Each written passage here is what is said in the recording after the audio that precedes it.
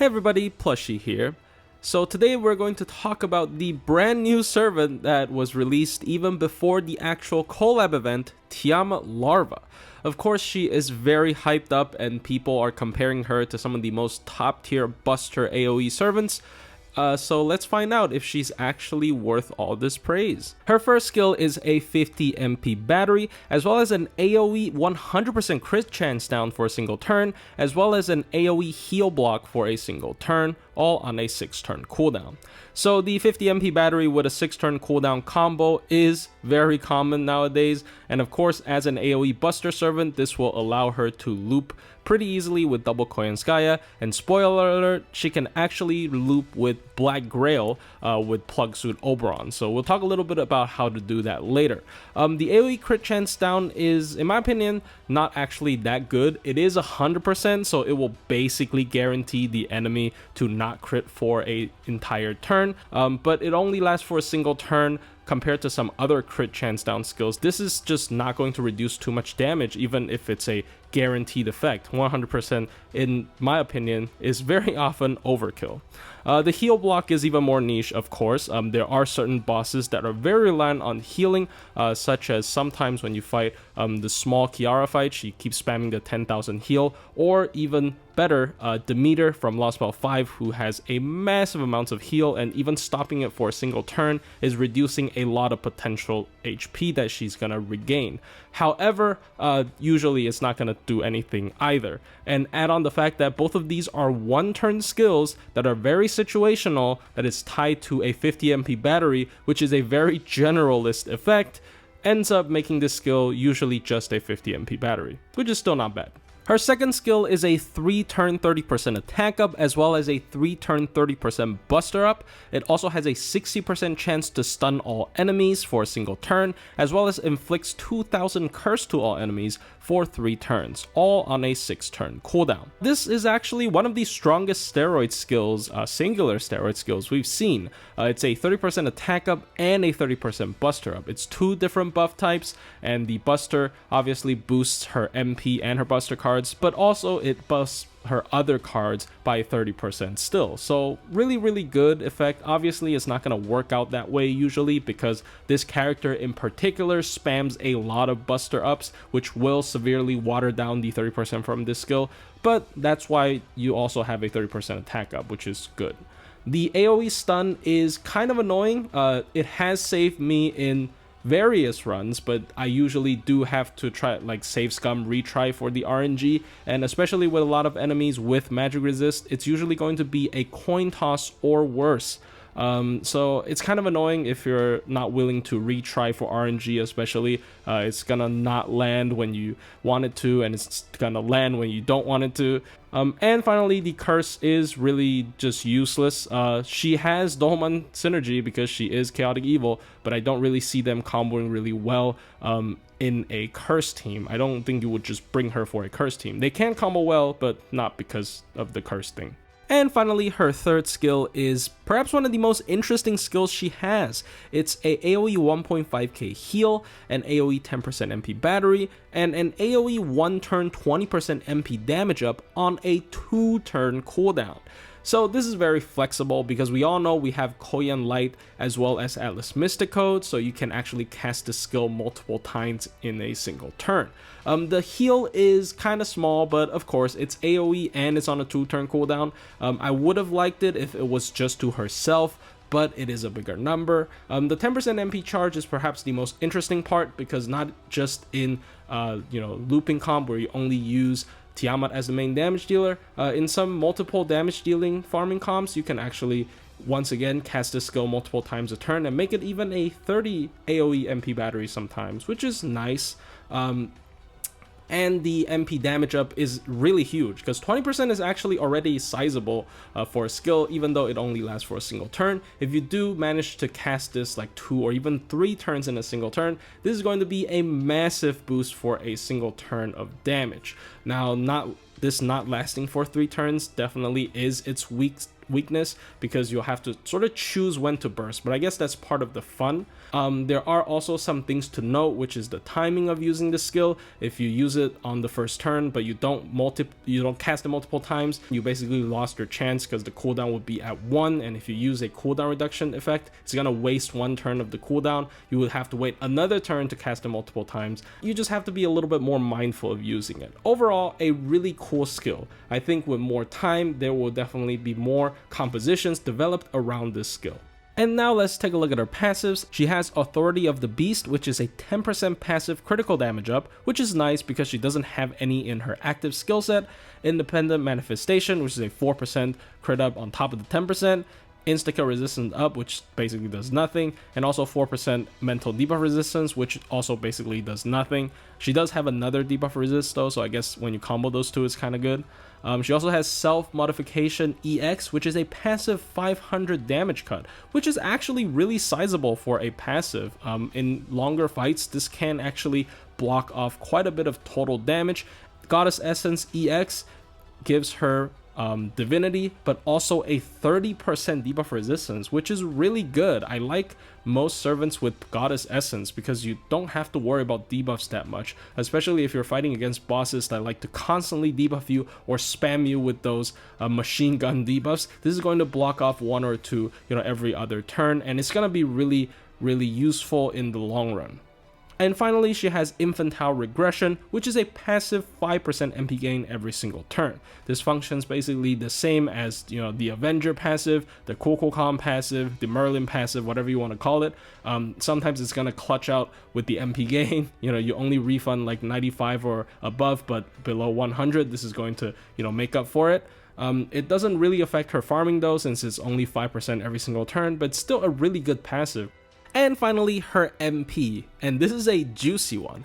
It's an AoE 6-hit Buster MP that removes all of her debuffs before damage, which is really good against certain bosses that like to build up a lot of debuffs. You really don't want those to build up on your main damage dealer in particular, and whenever she uses her MP, she just purges it. It's particularly good against bosses that like to spam offensive debuffs such as attack downs or card effectiveness downs, and she can just ignore all of it because she does cleanse it before she actually does the damage. So really good challenge quest effect, and it also skill seals all the enemies. Now a lot of people will tell me that skill seal is a demerit because all the enemies will attack instead of wasting their actions to use a skill, and that might be true for like earlier boss fights such as Prison Tower or like Gaetia, because their skills usually don't do a lot of stuff, but I feel like especially in modern hard difficulty quests, the skills are always so devastating. They're either very annoying debuffs, which I guess she doesn't care because she can cleanse it with her MP, but also like very annoying buffs that are applied to the boss, such as Invo Pierce, or it's just a massive MP charge, or it does some or buff removals your team. It's usually very devastating, and I would rather take a hit than take one of these really bad effects. So I would say this is a very positive effect for challenge quests as well. And finally, the very juicy Overcharge, which is a 3-turn buster up that activates before MP damage that scales from 30% to 60%. So if you do loop MP with her on the 3rd turn, she will have 90% buster up just from her MP alone, which is massive. This makes her one of the highest damaging buster loopers, or just loopers, in the entire game. And of course there are going to be problems where you stack too many of the same type buffs, with like double Koyan Light with the 50% buster ups on each, as well as her skill 2 giving another 30% buster up, which will water down a lot of these effects, but I think the number is big enough. We've never had any of these 3-turn buffs to activate before MP damage be 30%, and you can also carry it across waves, meaning it's not a debuff. So this is really, really, really good, and this is one of her bread and butter effects. Does not just affect her MP itself, it also affects her buster cards. So really, really strong, nothing really to complain about. Her entire MP is just super good. So how do I feel about Tiamat? Well, first of all, let's take a look at her farming, and I feel like most of you probably have already seen videos where she deals absolutely ludicrous amounts of damage with a double Koyan Light, Oberon, and Black Grail setup. Her setup is a little bit less intuitive compared to someone like Melusine, so actually let's take a look at how she's able to farm with a Black Grail as a Buster Servant. Oberon and one of the Koyan Sky's frontline, and you will have to max at least both her first skill and her third skill and her append too. So it is quite the investment that you'll have to put in before you are able to use her true powers. So the first turn you use all of her skills, and then with the append 2 maxed as well as Oberon's AoE 20 MP battery, she gets 100% MP charge. Use one of Koyan Sky of Light's Buster Ups and you MP. Do note that she will be missing out one of the other Koyan Sky of Light's Buster Up, but it's kind of not that big a deal since she is already very heavy on Buster Ups in terms of her self buffs with her skill 2 as well as her MP. And on the second turn, you can either decide to save her skill for maximum damage on the third turn, or if you do need a little bit of extra damage, you can use it again on this turn, which is why I like her. I think this is very flexible, but you know, you use the Koyan Sky as battery and then you recharge the cooldown, and then you swap that one out, and then you use the other Koyan Sky as Buster Up, and then you use Oberon's 50% MP charge to charge her to 100 or 110 depending on whether you use the skill 3 or not, and then you MP again. And finally on the third turn, if you save that skill 3, you use it, and then you use Koyan Sky of Light's 50 MP battery to recharge it, and all of her skills will be ready again. You use all of her skills, use Oberon's skill 3, Mystic Code, whatever, throw in all the buffs, and boom, you get one of the highest damaging Buster looping characters in the entire game. With this specific setup, especially if you do save her skill 3 to double cast on the last wave, she's able to even outdamage Melusine, who is the previous queen of Buster looping damage when they're both hitting Berserkers.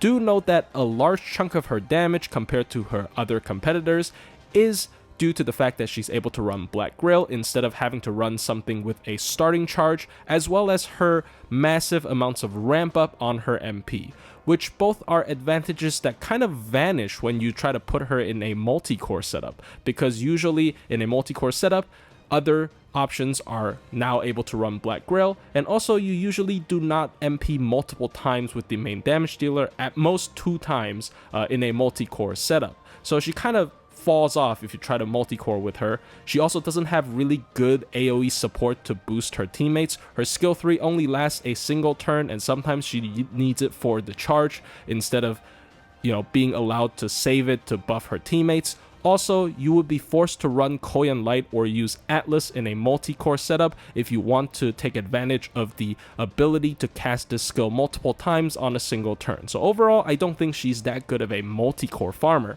However, I think her damage is so high that when you're fighting like Cavalries or Berserkers, even in 90++, if you have her at like MP3, I don't even think you need to grail her. She might be able to do like over 1 million per target and is able to overcome that usually, you know, very tough to overcome damage check number without using multi-core for 90++. And once again, that is considering Black Grail though, so if you don't have Black Grail, her damage also isn't going to be nearly as crazy as you see most of these videos show. If you don't have Black Grail, I do suggest bringing something that doesn't have a Buster Up effect, because she already has so many Buster effects just from her own MP effect, as well as the double Koya and the Oberon all combined together. It really waters down the effectiveness of a Buster Up, so I really suggest CEs with high raw attack and MP damage up effects. Now moving on to her performance in high difficulty quests. Now initially I don't find her very promising because she lacks a hard defense skill. Also, a lot of her skill set that is meant to be anti-challenge quests are either very unreliable, like her 60% AoE stun, or very awkward, like both of her, you know, crit down and heal block effects on her skill 1. However, my opinion has changed because of how good her MP is. Her MP is a full cleanse and an AoE skill seal. Both of these are super valuable against high difficulty challenge quests. The skill 3 heal is not super amazing. I don't think it really allows her to be the main healer of the team. However, if you do run a team that doesn't really plan on lasting for that long, that heal can actually be pretty good sustain compared to other options that completely doesn't have any heal. This can save you in a pinch in some cases. Even if you are running her in a slower team and you have a dedicated healer such as Merlin, this can still serve as kind of a mini secondary Merlin's MP to make your heal and the MP gain a little bit more consistent. And finally, you know, her cards are okay, her MP gain is fine, her star gen is a little bit bad, but usually I feel like these days you don't really care about star gen because of how many star bomb effects are in the game. And her buster cards can hit super hard if you do use her MP often enough. And you can kind of use her MP pretty often, even if you run her in a slow team, because she does have her own MP charge, and the skill 3 is another MP charge as well. And her passive, the 5% per turn, also helps in slower scenarios. I think the only thing she is lacking, once again, is the hard defense, where she can't really tank an MP on her own, but that's really easily supplyable by most modern supports for challenge quests. As for solos, obviously her biggest problem is the lack of hard defense. The heal also isn't super amazing, as I said before, and the skill seal in some solos can be a detriment. One major complaint about her is obviously her alter ego class, and I used to be very negative against alter egos and pretenders because of their inability to farm mixed nodes. However, my opinion has gradually changed. If you do plan on rolling for her like super high MP and you want to 120 her and you want her to farm everything for you, well, this class is going to be a detriment compared to someone like Melusine, who is only countered by one class. She's countered by 4 classes. However, I think if you do have someone to take care of night classes and you only pull for her and expect her to do well against cavalries, her alter ego class actually becomes an advantage because that is a way larger coverage than someone like Melusine, who can only counterclass berserkers and archers. She can actually counterclass berserkers and all the cavalries on top of that. Especially considering how rough 90++ are these days, neutral sometimes just doesn't cut it anymore. Overall, I think Tiamat is a pretty solid servant. Of course, if you do have all the pieces to unlock her full potential, aka a Black Grail, preferably MLB, a Koyan Light, and a Oberon, she's going to unleash hell on the enemies in terms of farming. However, if you're lacking any of these pieces, she just becomes a pretty solid AoE buster alter ego, nothing too crazy. Anyways, hope you guys enjoyed the video, and good luck on pulling for Tiamat, and I'll see you guys in the next one.